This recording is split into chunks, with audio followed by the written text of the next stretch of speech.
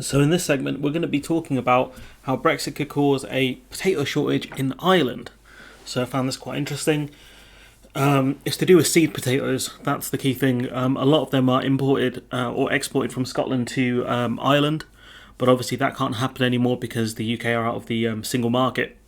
So, that's a big problem, apparently. So, Brexit could lead to a significant shortage of potatoes for Irish consumers by 2023, experts have warned.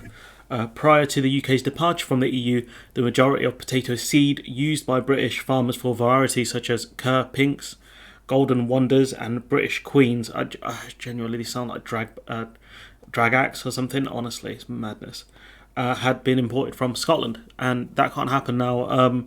So obviously, it's going to have an impact on Scottish farmers. They're going to have to find something new to export, or they're going to lose money because they can't export seed potatoes to the EU anymore. Under post-Brexit rules and following the UK's departure from the single market, exports of seed potatoes, those not consumed but used to plant other potatoes from Scotland to Ireland, will no longer be allowed. So it's not even the checks or the paperwork or anything that's killed it. It's just dead. It's just dead. It can't be exported. It's one of those things where third countries cannot sell them. While many in Ireland are hopeful that the change will spark a revival in homegrown Irish seed potatoes, experts warn this week that there is likely to be some disruption in the years ahead because obviously the industry needs to start moving towards growing their own seed potatoes or growing seed potatoes and then selling them on to other farmers rather than importing them. I'm sure Ireland would have been aware of this, and so they've got some stock left, but it's going to cause a huge problem in a couple of years potentially unless the Irish government and the EU give subsidies, etc., to farmers for them to grow seed potatoes, which it appears that they're doing. We'll see that at the end of the article. But the EU does have funds to help countries get over Brexit or deal with the consequences of Brexit, which is far more than what the British government are doing. It's a conundrum, to be honest. We've limited seed crops growing here, and UK potato seed imports aren't improving. Shay Phelan, a potato specialist at Ireland's Agriculture and Food Development Authority, told the Irish Times. So essentially, it looks like for the most part, or at least for a limited part, Ireland are dependent on exports or imports from Scotland. Importing the seed potatoes to turn them into other potatoes, etc. So what happens is Ireland, maybe their seed potato industry isn't as strong as it could have been. But it makes sense that no one expected really things to go like this. That's for sure. A derogation was sought to import seed, but it wasn't successful, and that will have a big impact on some farmers. So essentially, they wanted some sort of exception, didn't happen, and so they have to deal with the consequences now. If we got access to an exception for seed growers, we could fill the gaps, but even that would take a year or two, and so it would be short-term damage. But I'm sure the Irish farming industry will get over it. Most growers should have enough seed for this year, following a strong crop yield, meaning that consumers are unlikely to see a significant impact until 2023. 2023 is next year. It's really weird. But yeah, next year there could be some issues around potato farming in Ireland. John Carroll, a grower in County Louth, warned that it will be a big issue unless something is done with the seed industry. We don't save seed because it's completely different. That's why there's so few seed growers in Ireland, because it's hard to get right. And obviously Scotland have potentially got it right in terms of how they grow the seed potatoes. That's why Ireland imported so many seed potatoes from Scotland, which can't happen now. It seems like a very specialist kind of thing. Ireland's Agricultural Minister, Charlie McConnell, Charlie, we'll call him, has pledged to revive Ireland's own seed potato industry, which is important because if the Irish farmers can get it right, it means they won't be relying on Scotland anymore, even if Scotland do rejoin, and it does help the the Irish farmers out because they can grow the seed potatoes, and whatever they've got left, they can sell them on to EU countries, for example. But Mr. Carroll warned it could take several years to fill that gap left by Brexit. And again, without kind of an exception, it does make it difficult for them to make up the shortfall. It's impacting Northern Ireland as well.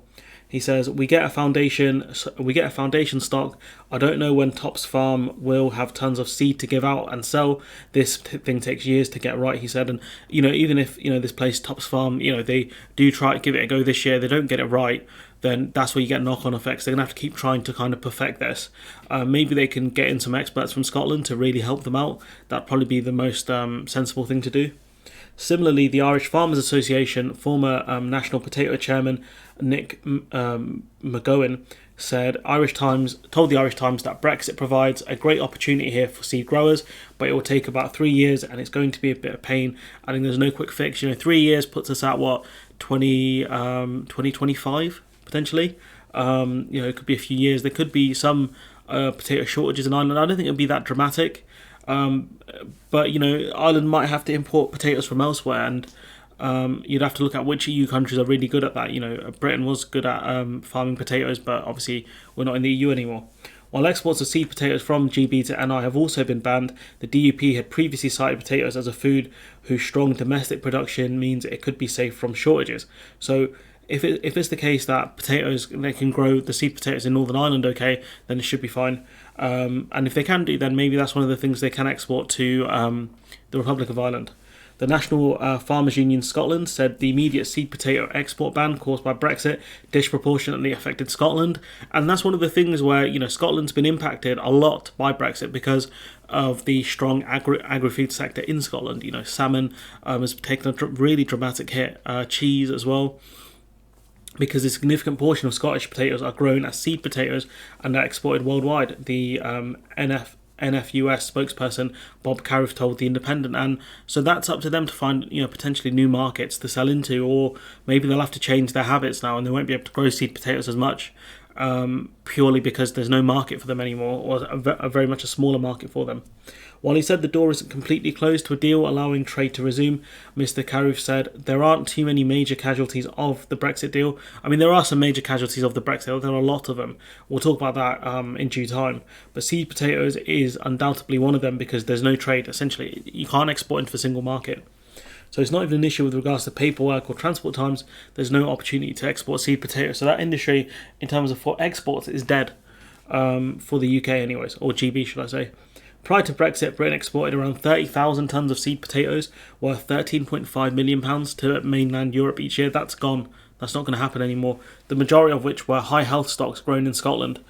Mr. Cariff said most farmers who grew seed potatoes or grow seed potatoes will have other elements to their business, and that's a fair point. But the thing is, there's obviously a reason why they were growing seed potatoes.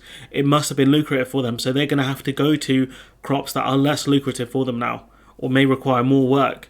So, I get his point that they have other things they can grow, but I think it's a bit of not a great point to make if you're meant to represent farmers, potentially growing different crops and keeping livestock. And again, keeping livestock, where are you going to export the livestock to?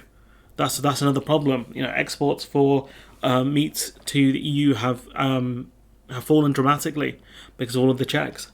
Very few of them will grow only seed potatoes. Farmers don't grow one thing. So I haven't heard of any Scottish potato growers who have gone out of business. But again, it's just death by a thousand cuts, isn't it, for farmers? That's the problem here. What else are they meant to grow? Their options are limited because we've lost our biggest trading partner. Spiralling costs are also feared to have been hampering Ireland's effort to revive its domestic food industry, according to the IFA committee chair Sean Ryan, who warned last month that less potatoes were likely planted as a result. The input costs have gone up dramatically for fertiliser and other things. And with high input costs, it means that it makes it harder for farmers to really function because it's all upfront costs. But last week, Mr. Ryan welcomed the Irish government's announcement that a €3 million support scheme for the seed potato sector funded by the EU's Brexit Adjustment Reserve Fund as a positive step. And I don't know if that's how much of a difference that will make. €3 million, obviously a decent amount of money. But I hope that the EU kind of pushes that money in towards the development of Ireland's seed potato sector, because that can really help them long term. So they won't be reliant on Scotland as much, because Scotland joining the EU will be quite difficult. They'll probably have to try and join EFTA, which there's no guarantee Scotland will be able to join EFTA because EFTA countries have vetoes on countries that can join it. But anyways, I found this quite an interesting article. Let me know what you think in the comments below. Like, comment, share, subscribe, support the channel on Patreon if you can, and hopefully I'll see you in the next one.